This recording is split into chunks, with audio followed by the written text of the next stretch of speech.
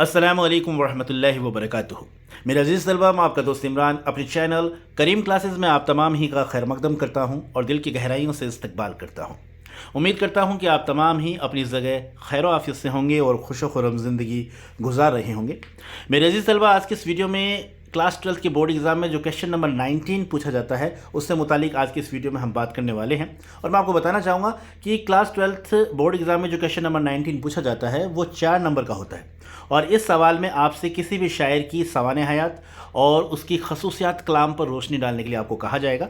तो बहुत आसान सा सवाल होता है। अगर आज के इस वीडियो को आप अच्छी तरीके से देख लेते हैं तो यकीन मानिएगा दोस्तों, आज के इस वीडियो में जो 2 शायर मैं आपको बताने वाला हूँ, यानी जिनकी सवाने हयात और खसूसियात कलाम के बारे में मैं आपको आज के इस वीडियो में बताऊँगा, एग्ज़ाम में इन्हीं में से कोई एक आपसे ज़रूर पूछ लिया जाएगा। तो इस वीडियो को अच्छी तरीके से देखना है। 3 या 4 दफ़ा जब आप इस वीडियो को देखेंगे तो आपको अपने आप ये सवाने हयात और इनकी तर्ज़ तहरीर, खसूसियात कलाम आपको अच्छी तरीके से याद हो जाएगा और एग्ज़ाम में भी आपको इसी तरीके से लिख कर आना है।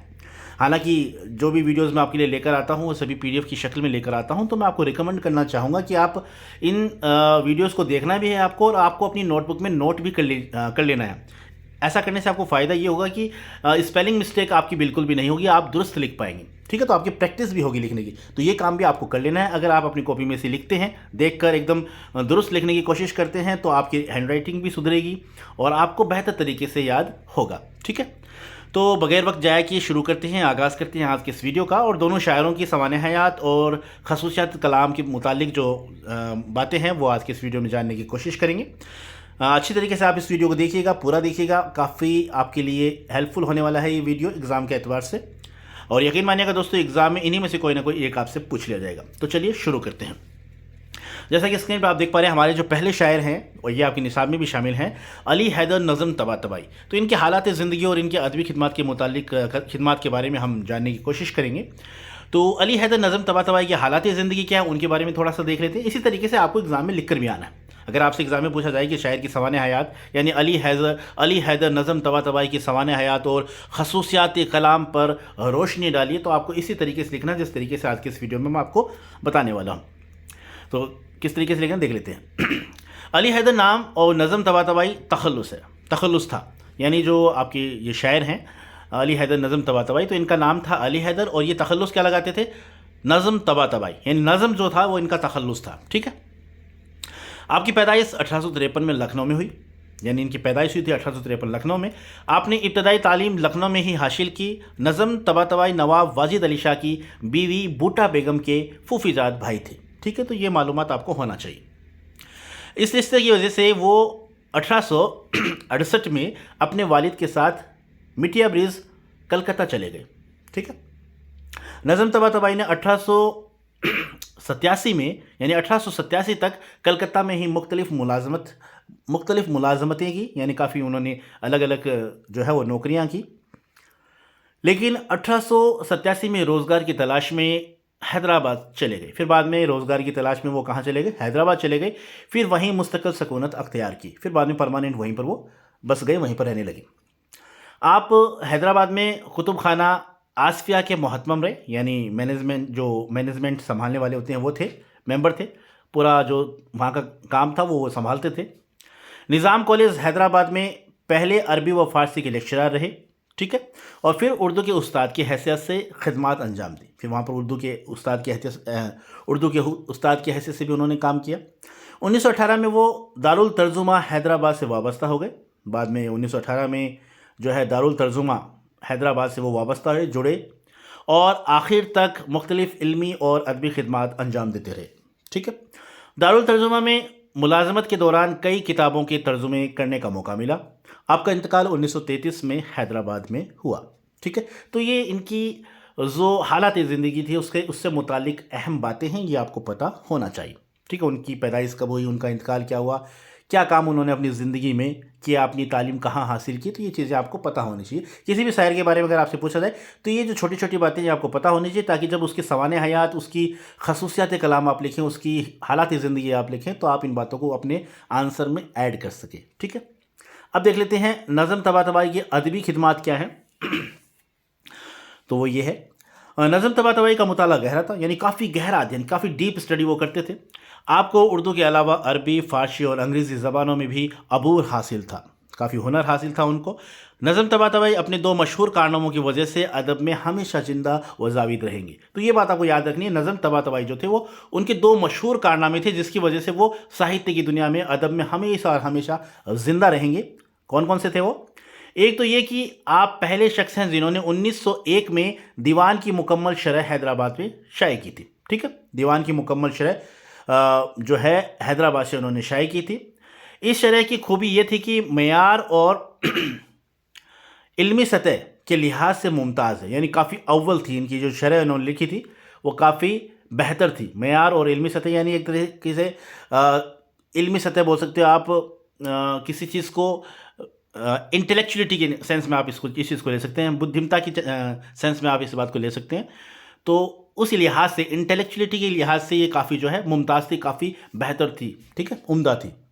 इसमें खालिस इल्मी अंदाज में गालिब के अशार की तनकीदी जायज़ा पेश किया गया, यानी गालिब की जो शेर हैं उनका तनकीदी जायज़ा किया गया, एक तरीके से आलोचनात्मक उन पर जो है टिप्पणियाँ की गई हैं, क्रिटिकल एनालिसिस किया गया उनका। ठीक है, और मुहासनी शेर को नुमाया करने के साथ साथ कई जगह खामियों की भी निशानदेही की गई, यानी जो शायरी की खूबियाँ तो उन्होंने बयान की है, कई जगह जहाँ पर खामियाँ हैं उनका भी उन्होंने जिक्र किया है। नज़म तबातबाई की शोहरत की दूसरी वजह उनका मंजूम तर्जुमा गौरे गिरेबा है, और इनकी जो शायरी की, इनकी जो शोहरत की जो दूसरी वजह थी वो थी इनका मंजूम तर्जुमा, यानी एक नज़म का इन्होंने तर्जुमा किया था गौरे गिरेबा के नाम से। और वो नज़म किसकी थी? अंग्रेज़ी ज़बान के शायर थॉमस करी की 32 बंदों की मशहूर नज़म थी, नोहा था, elegy written in a country churchyard, यानी अंग्रेज़ एक मशहूर कवि हुए हैं, पोइट हुए हैं, उनकी एक नज़म थी elegy written in a country churchyard. इसका उन्होंने, यानी नज़म तबातबाई ने एक तर्जुमा, उर्दू तर्जुमा किया था, तो इस बात के लिए भी उन्हें जाना जाता है। ये उनका मशहूर एक कारनामा था, आप कह सकते हैं।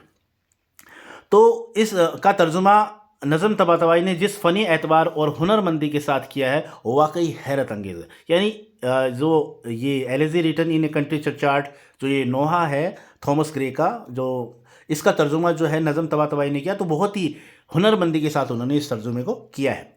इस मंजूम तर्जुमे का अनवान उन्होंने गौरे गिरेबा रखा है, और इसका नाम क्या रखा उन्होंने, शीर्षक क्या रखा है? गौरे गिरेबा।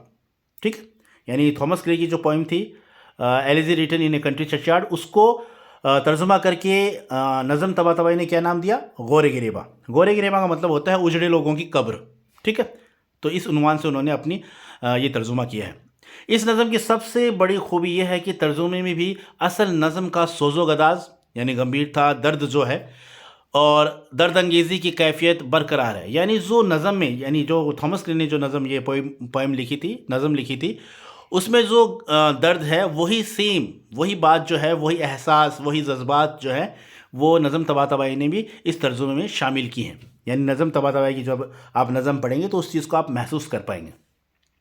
नज़म तबातबाई ने इसमें काफियाबंदी का नया तर्ज अख्तियार किया, यानी तुकबंदी का भी उन्होंने एक नई जो स्टाइल है उसे इख्तियार किया है। गौरे गिरेबा का हर बंद अंग्रेज़ी स्टेंजा की हैत में लिखा गया है, यानी जिस तरीके से इंग्लिश में स्टेंजा लिखे जाते हैं पोएम में, उसी तरीके से गौरे गिरेबा की भी जो नज़म इन्होंने तर्जुमा किया है वो भी हर एक तरीके से अंग्रेज़ी स्टेंजा की हैत में, शक्ल में, बनावट में लिखी गई है।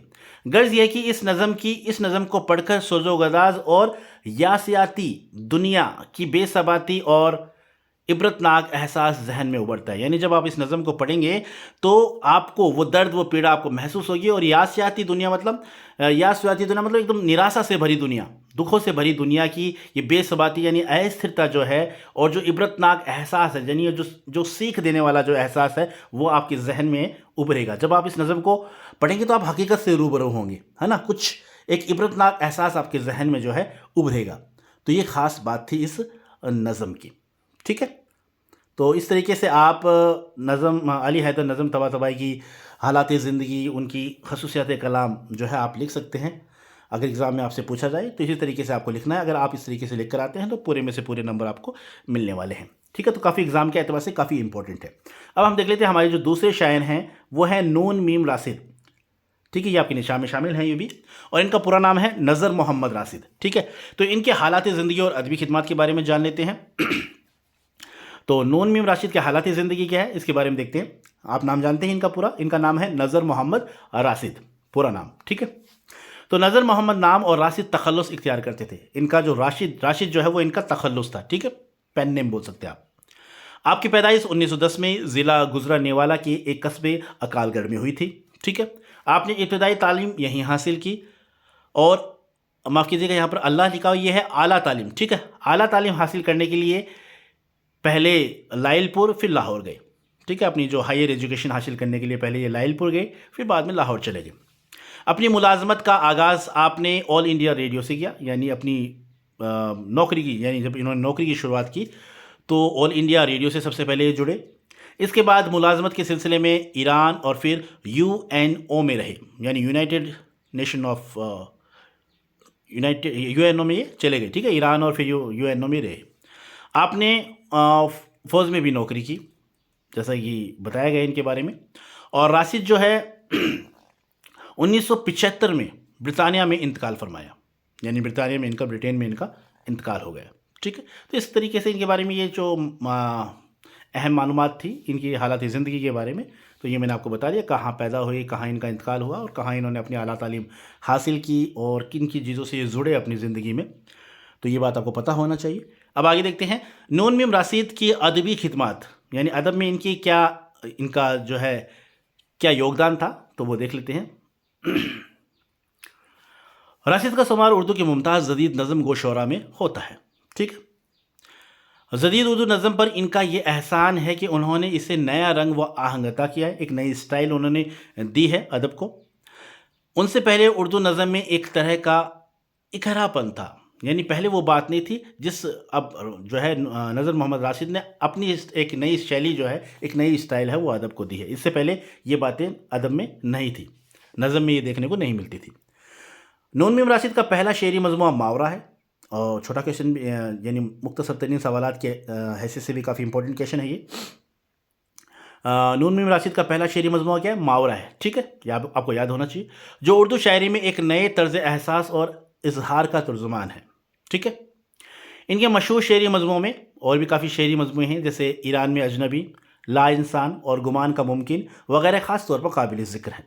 تو یہ کافی ان کے شعری مجموعے ہیں. ان کا ایک کلیات بھی ہے، یعنی ان کی کتاب بھی ہے، شائع ہو چکی ہے. نثر میں آپ کی مشہور تصنیف جدید فارسی شاعری ہے، اور نثر میں ان کی ایک مشہور رچنا ہے جس کا نام ہے جدید فارسی شاعری، ٹھیک ہے. تو یہ چیزیں آپ کو پتہ ہونا چاہیے. نون میم راشد کی شاعری کی سب سے بڑی خصوصیات یہ ہے کہ وہ دانشورانہ سمجھ بوجھ سے کام لیتے ہیں، یعنی انٹلیکچولیٹی جو ہے ان کی نظر میں آپ کو دکھنے ملے گی. ایک دم بدھمتا پورن جو ہے وہ لکھتے ہیں، وہ کافی بودھک درشٹی سے کافی اہم ہوتا ہے، نمایاں ہوتا ہے. تو کل ملا کے ان کی نظموں میں آپ کو انٹلیکچولیٹی دیکھنے کو ملے گی. ان کی شاعری میں گہرائی اور پیچیدگی پائی جاتی ہے، یعنی کافی ان کی شاعری جو ہوتی ہے نا، اس میں جیسے ارتھ کے پیچھے ارتھ چھپا ہوتا ہے، یعنی جو اس کا سینس ہوتا ہے، جو اس کا بھاؤ ہوتا ہے، جو اس کا ارتھ ہوتا ہے، وہ کافی گہرائی میں چھپا ہوتا ہے. کافی پیچیدگیاں پیش آتی ہیں پڑھنے والے کو. جب کوئی اس کو پڑھتا ہے تو سمجھنا اتنا آسان نہیں ہوتا، کیونکہ ارتھ کے پیچھے جو ہے ارتھ چھپا ہوتا ہے، ارتھ گہرائی میں چھپا ہوتا ہے اس کا. اسی لیے قارئین کو ان کے ابہام کی شکایت رہی، یعنی جو اس کو پڑھتے ہیں وہ کافی کنفیوژن کی استھتی میں رہتے ہیں. ابہام مطلب ہوتا ہے کنفیوژن، بھرم کی استھتی میں رہتے ہیں، ٹھیک ہے. تو یہ چیز جو ہے پڑھنے والوں کو اس چیز کی شکایت بھی ہے. انہوں نے مشرق کی فکر اور دانشورانہ روایت کو ایک نئی ذوحت دی ہے، یعنی مشرق کی فکر اور دانشورانہ روایت جو ہے، ایک انٹلیکچولیٹی جو پرمپرا ہے، اس کو ایک انہوں نے نئی دشا دی ہے، ٹھیک ہے. تو یہ ان کے بارے میں کچھ اہم معلومات تھی جو میں نے آج کی اس ویڈیو میں آپ کو بتانے کی کوشش کی ہے. اگر آپ ایگزام میں اتنا ہی لکھ کر آتے ہیں تو کافی رہے گا. یہی پوچھا جاتا ہے ایگزام میں، خصوصاً کلام کے بارے میں آپ سے پوچھ لیا جائے گا، اور ان کی ادبی خدمات، ان کی پیدائش کے بارے میں یہ چیزیں آپ سے پوچھی جاتی ہیں ایگزام میں. تو اتنا پریاپت ہے، سفیسینٹ ہے اگر آپ اسے اچھی طریقے سے یاد کر لیتے ہیں. اور ایگزام کے اعتبار سے یہ دونوں کویشچن کافی امپورٹنٹ ہیں. میں آپ کو یقین دلانا چاہوں گا، کویشچن نمبر 19 انہی میں سے کوئی نہ کوئی ایک شاعر کی سوانح حیات اور خصوصیات کلام کے بارے میں آپ سے پوچھا جائے گا، انہی میں سے کوئی ایک. تو آپ اچھی طریقے سے یاد کر لیجئے گا اور اپنی نوٹ بک میں بھی اسے نوٹ کر لیجئے گا. تو آج کی ویڈیو میں صرف اتنا ہی. جلدی ملاقات ہوگی ایک نئے ویڈیو میں. تب تک کے لیے پڑھتے رہیے، محنت کریے ایک دم زبردست دبا کر، کیونکہ ایگزام کافی آپ کے عنقریب ہے، ٹھیک ہے. تو لگے رہو اسی امید کے ساتھ کہ آپ کا پیپر کافی بہترین ہوگا، اور یہی جو میں آپ کو ان ویڈیوز میں ان دنوں بتا رہا ہوں کویشچن، انہی میں سے کویشچن آپ سے پوچھے جائیں، اسی امید کے ساتھ. خدا حافظ.